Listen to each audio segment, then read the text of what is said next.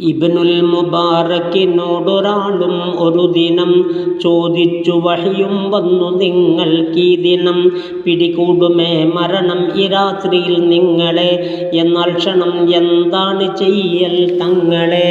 ഉടൻ തന്നെ ഇൽമ് പഠിക്കുമേ ഞാൻ ചെന്ന് എന്ന ജവാബപ്പോൾ മഹാനിൽ നിന്ന്. തമ്പീഹിലുണ്ടിത് നോക്കിയാൽ കാണുന്നതാ, 146 അതിൽ വിവരിച്ചതാ. ബഹുമാന്യരെ ചിന്തിക്കൊരൽപ്പം തന്നിത്, ഇൽമിൻ്റെ ശ്രേഷ്ഠതയല്ലയോ നാം കേട്ടത്? ഇക്കാരണത്താൽ സുഹൃത്തെ ഇന്നും പറയപ്പെടും അവൻ ആലിമായാൽ എന്നും. മരിച്ചെന്നു വന്നാൽ തന്നെയും ഹയ്യാണ്, അല്ലാത്തവർക്കില്ലാത്തവൻ ഗ്രേഡാണ്.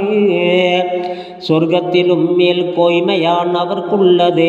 യഹ്യ ഇബ്നു റാസിയിൽ നിന്ന് ത്വബഖാത്തിൽ ഇത്. ചില സ്വർഗവാസികളോട് റബ്ബും അന്ന് ചോദിക്കുമെന്താ വേണ്ടതിനിയും ഇന്ന്. ഞാൻ റബ്ബിനോടെന്താണ് ചോദിക്കേണ്ടത് എന്നുള്ള വിവരവുമില്ലതാ കുഴയുന്നത്.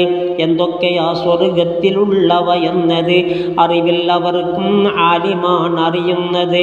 വേണ്ടുന്നതെന്താണെന്ന് അപ്പോൾ വ്യക്തമായി ഉലമാക്കളും സുഹൃത്തുക്കളെ പറയുന്നതായി.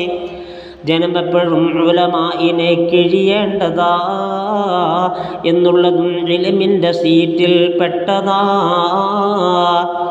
ഇൽമെപ്പോഴും കേൾക്കേണ്ടതാണെന്നുണ്ട്, ഖൽബിന് ഹയാത്ത് അത് കൊണ്ടുവരുമെന്നുണ്ട്.